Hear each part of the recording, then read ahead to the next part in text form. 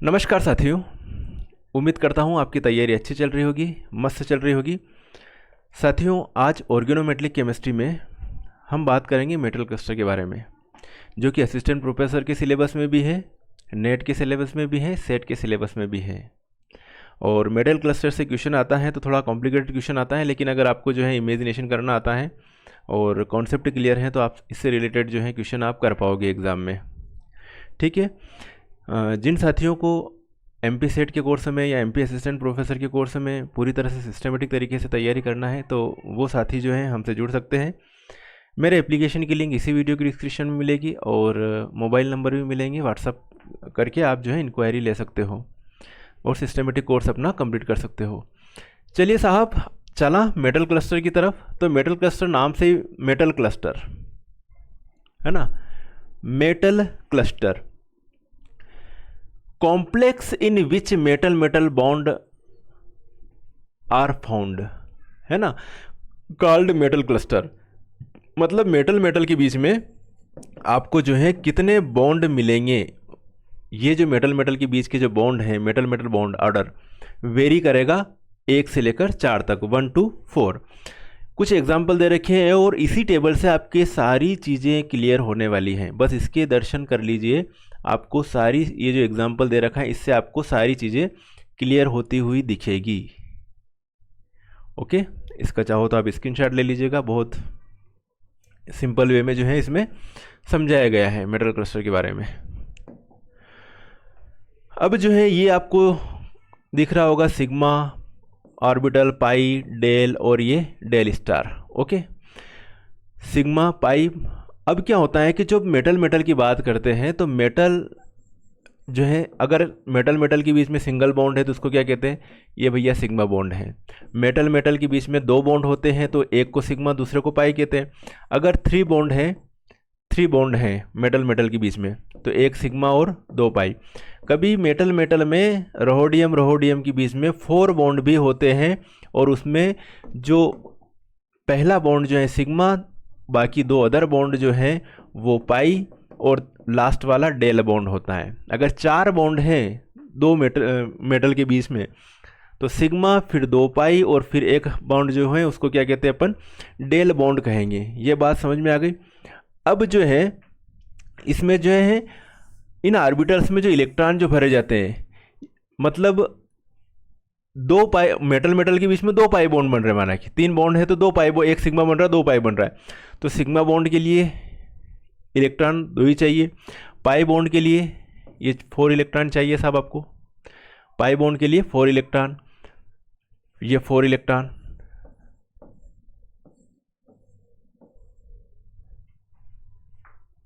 Okay, मेरी बात समझ में आ रही। अब जो है ये स्टार वाले, मतलब ये ऊपर की तरफ आ गए वापस। तो यहां पर जो इलेक्ट्रॉन है 2 4 6 इलेक्ट्रॉन हो रहे हैं, 2 4 6 और ये 7 इलेक्ट्रॉन हो रहे हैं। 2 4 6 और 2 8 इलेक्ट्रॉन हो रहे हैं। यहाँ पर भी 8 इलेक्ट्रॉन है, यहाँ पर भी 8 इलेक्ट्रॉन है। लेकिन ये जो है अपन जो बॉन्ड ऑर्डर की बात करेंगे, bond order NB minus Na/2 ये लिखते हैं। तो स्टार वाले जो है एंटी बॉन्डिंग ऑर्बिटल्स हैं और ये जो है बॉन्डिंग ऑर्बिटल्स हैं। तो यहाँ पर जो है ये वाले जो है वापस इनको माइनस कर रखा है इलेक्ट्रॉन्स को और बॉन्ड ऑर्डर निकाली गई है। बॉन्ड ऑर्डर निकालना आती होगी NB minus Na/2 simple way में। अब ये जो चीज़ लिखी हुई है ये 6 इलेक्ट्रॉन है, D3 D3, D4 D3, D4 D4, D5 D5, D5 D4, D5 D5। ये कैसे लिखा? ये अपनी मर्जी से थोड़ी लिखा, कुछ ना कुछ होगा तो ही लिखा। तो यहाँ पर सबसे पहले एक एग्जांपल समझा देता हूँ आपको। ये जो लिया मैंने MO ट्वाइस HPO4 4 और ये 2 माइनस, यहाँ पे 4 करना, HPO4 है ना, HPO4 4 2 माइनस। अब इसमें जो है, इसमें सबसे पहले जो इसकी जो मेटल है इसकी ऑक्सीडेशन स्टेट निकालते हैं। तो ऑक्सीडेशन स्टेट निकालने के लिए जिसकी निकालना है सिंपल वे में 2x प्लस HPO4 की क्या होती है, -2 होती है और 4 है HPO4 तो 4 इंटू -2 इक्वल -2 x 2x बराबर 8 - 2 x 6 माइनस 2 कितने हो रहे ऑक्सीडेशन स्टेट? +3 ऑक्सीडेशन स्टेट आ रही। एक एग्जांपल बताऊंगा मैं आपको, सारी चीज़ें आपको समझना है खुद ही, बाकी आगे। तो ये जो है एमओ का जो एटॉमिक नंबर होता है वो होता है साहब 42, और एमओ के पास जो अपन इलेक्ट्रॉनिक कॉन्फ़िगरेशन लिखते हैं तो इसका जो होता है 4d5 5s1, ये होता है 4d5 5s1। अब 3+ लिखेंगे तो एमओ 3+ के लिए जो है, एमओ 3+ के लिए 3 इलेक्ट्रॉन कम हो जाएंगे, तो एक तो ये वाला निकलेगा और 2 ये वाला, तो क्या निकलेगा 4d3 मतलब d3, और एक के लिए जो है वो कभी दूसरे के लिए भी है, यहाँ पर दोनों के लिए ऑक्सीडेशन स्टेट ये आ रही है। तो यहाँ पर जो है जो एटम है उसके लिए जो है क्या आएगी साहब, ऑक्सीडेशन स्टेट जो है वो +3 आ रही है, तो d3 आ रहा है। एमओ के लिए जो है कॉन्फ़िगरेशन क्या आएगा, d3 आएगा, और जब d3 आ रहा है तो ये जो इलेक्ट्रॉन जो भरेंगे सिग्मा में भरेंगे पहले 2, और ये जो बाकी पाई में 1 2 3 4 5 6 ऐसे भरेंगे, 1 2 3 4 5 6। ये वाले जो इलेक्ट्रॉन हैं ये क्या बनाएंगे, ये पाई बॉन्ड फॉर्मेशन में पार्टिसिपेट, ये सिग्मा बॉन्ड। मैंने बताया ये है कि अगर 4 बॉन्ड है उसमें से सिग्मा फिर पाई और फिर डेल बॉन्ड बन रहा है, तो ये वाले सिग्मा बॉन्ड फॉर्मेशन में, पाई बॉन्ड फॉर्मेशन में, और फिर डेल बॉन्ड फॉर्मेशन में, और ऊपर वाले तो एंटी बॉन्डिंग इलेक्ट्रॉन होंगे। ठीक है, समझ में आ गया साहब? तो यहाँ इसकी कहानी समझ में आ गई। तो इसमें जो है जब इसका बॉन्ड की बात करेंगे, बॉन्ड ऑर्डर निकालेंगे, तो बॉन्ड ऑर्डर निकालते आ रहे सिंपल कॉन्सेप्ट है बॉन्ड ऑर्डर निकालने के लिए। बॉन्ड ऑर्डर बराबर NB - Na/2, तो NB में कितने इलेक्ट्रॉन है, 2 2 4 2 6, 6 - 0/2, तो कितने आ रहे, 3 आ रहे बॉन्ड ऑर्डर, ये 3 आ रहे बॉन्ड ऑर्डर। क्लियर है साहब? अब देखो आगे, इसके लिए मोलिब्डेनम का ये दे रखा है, इसमें जो है इसकी जो ऑक्सीडेशन स्टेट जो आएगी, ओके, इसकी SO4 MO और SO4 MO2 लिखना है यहाँ पे, है ना, MO2 SO4 और ये 4, और ऊपर जो लिख रहे हैं अपन 3-, तो 2x 4 × -2 -3 2x 8 - 3 x बराबर 5/2। मतलब ऑक्सीडेशन स्टेट जो है इसकी कितनी आ रही साहब, 2.5 आ रही है। कितनी आ रही है, 2.5, 5/2 ऑक्सीडेशन स्टेट आएगी। मतलब एक जो एमओ है 5 आ रही ना, तो 2.5 आ रही, तो 5 में से एक एमओ, 2 एमओ है, तो एक एमओ तो है 2+ कंडीशन में और एक एमओ जो है वो 3+ कंडीशन में।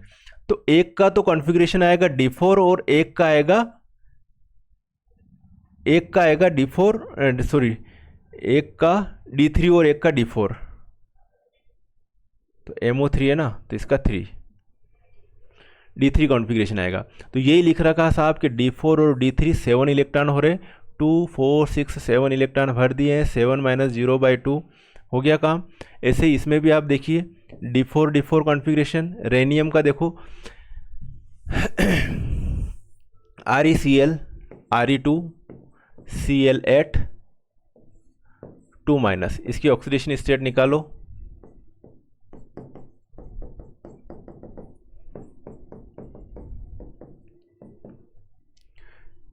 आठ -2, तो 6/2x आ रहा ना, 8 - 2 6, और x बराबर 6/2, तो इधर जो है क्या आएगा, इसकी ऑक्सीडेशन, ये इस पर कितने आएगी, +3 ऑक्सीडेशन स्टेट आ रही। तो रेनियम के ऊपर क्या है, +3 ऑक्सीडेशन स्टेट, इसकी बात कर रहे हैं अपन Re की। और Re का जो है 75 होता है एटॉमिक नंबर, और इसका जो है वैलेंसी शेल में जो इलेक्ट्रॉन होते हैं यहाँ पर Re में कितने होते हैं, 5d5 6s2। जब Re की 3+ लगेगा, Re 3+ लगेगा, दोनों Re के ऊपर 3+ है, तो Re रेनियम के ऊपर 3+ लगेगा, तो 2 तो यहाँ से निकलेगा, तो क्या हो जाएगा, D4 कॉन्फ़िगरेशन आएगा। तो Re 3+ के लिए कौन सा कॉन्फ़िगरेशन आ रहा है, D4, तो यहाँ पर लिखा देखो D4, और 8 इलेक्ट्रॉन हो रहे, तो 2 4 6 और ये 8 हो जाएंगे। बात समझ में आई साहब?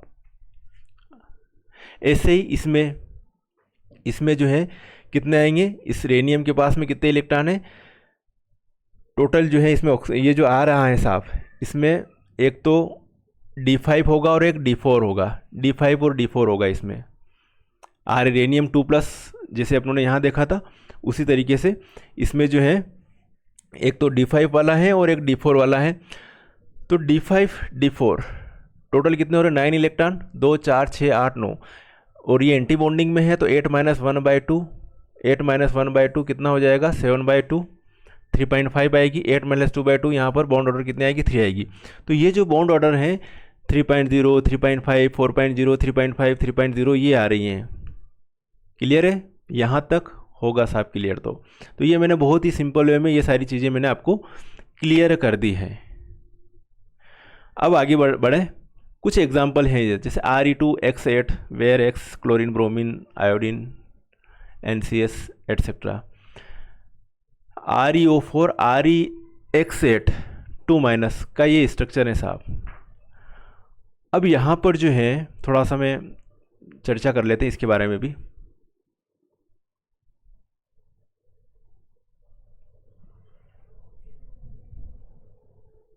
ये जो रेनियम है, इस रेनियम और इसके बीच में कितने बॉन्ड हैं, 4 बॉन्ड हैं। कितने बॉन्ड हैं यहाँ पर, 4 बॉन्ड है। रेनियम के बीच में 4 बॉन्ड है, जिसमें से एक सिग्मा, 2 पाई, 2 पाई है, और एक जो है डेल बॉन्ड होगा। रेनियम के बीच में 4 बॉन्ड है इसमें साहब। बाकी ये जो क्लोरीन जुड़े हुए हैं रेनियम के, ये जो क्लोरीन जुड़े हुए हैं, ये क्लोरीन जो है ये DsP2 हाइब्रिडाइजेशन के थ्रू जो है, इसके एक DsP2 हाइब्रिडाइजेशन के थ्रू 4 क्लोरीन जो हैं ये जुड़े हुए हैं। तो जब रेनियम की अपन बात करेंगे, रेनियम में ये ये देखो रेनियम, और रेनियम का जो क्या लिखते हैं लास्ट में 75 होता है एटॉमिक नंबर, तो इसका जो है 5d5 और 6s1, 5d5 6s2, sorry 6s2, 5d5 6s2 ये लिखेंगे। अब इसमें जो ReX8 2-, तो ये जो देखो Re2X8 2- कितनी आ रही साहब इसमें ऑक्सीडेशन स्टेट, 2x + 8 - 1 - 2 x 8 - 2 6/2 कितनी आ रही है यहाँ पर, +3 ऑक्सीडेशन स्टेट आ रही है। तो +3 ऑक्सीडेशन स्टेट आ रही, तो रेनियम के जो इलेक्ट्रॉन हैं ये यहाँ पर और ये यहाँ, ये दोनों निकल जाएंगे, आउट हो जाएंगे साहब। 2 यहाँ से और 1 यहाँ से निकलेगा। तो रेनियम का जो ये होगा वो क्या होगा, 5d4 और ये 6s0। अब मेरी बात सुनना यहाँ पर थोड़ा सा, ये जो है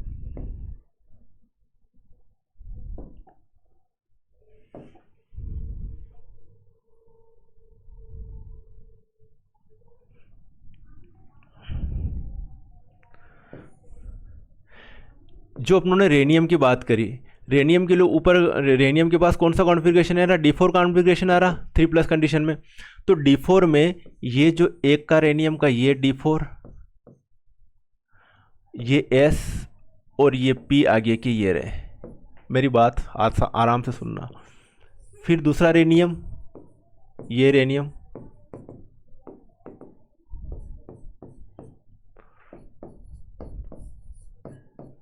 कहानी है मेटल के बीच में बॉन्ड बनने की।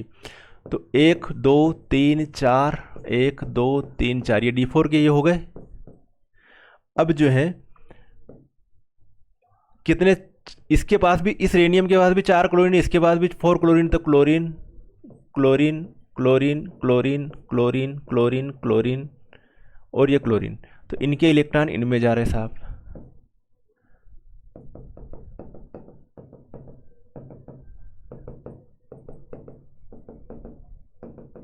तो ये जो हाइब्रिडाइजेशन होगा ये DsP2 हाइब्रिडाइजेशन से हो रहा है।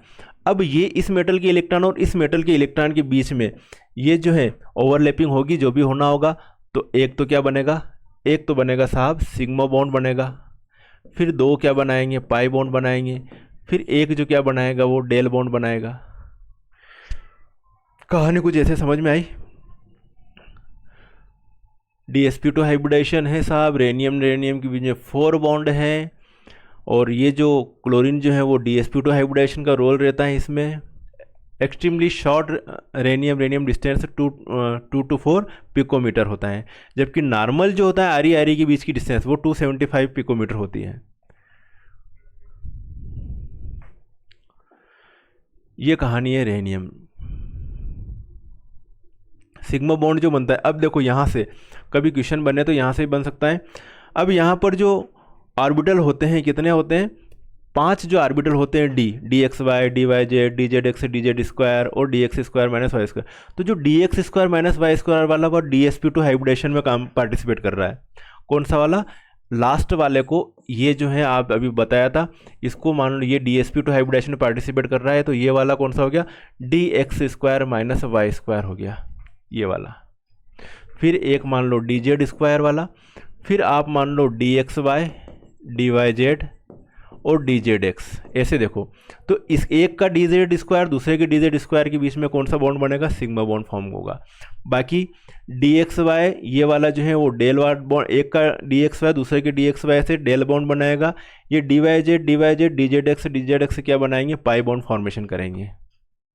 ये कहानी है साहब, और इस कहानी को थोड़ा और यहाँ पर बता दिया गया है। ये कहानी है साहब, इस तरीके से ओवरलैपिंग होती है ऑर्बिटल से की।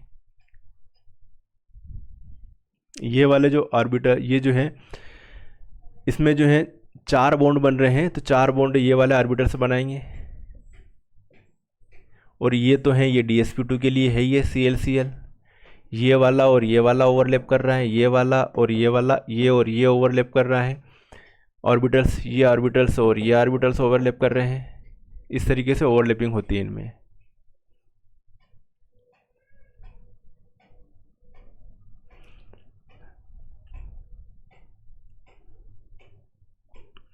और डेल बॉन्ड जो बनता है वो बताया ही है मैंने।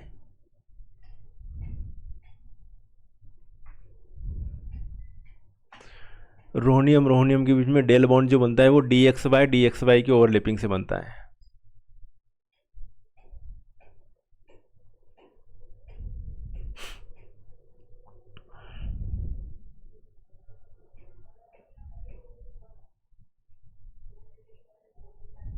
चलिए, तो ये जो थोड़ा मेटल क्लस्टर के बारे में अपनों ने जो है डिस्कशन किया। ओके, उम्मीद करता हूँ आपके लिए ये वीडियो फ़ायदेमंद रहा होगा, कुछ कॉन्सेप्ट क्लियर होंगे। मिलेंगे साथियों नेक्स्ट वीडियो में, तब तक के लिए ओके बाय, जय हिंद।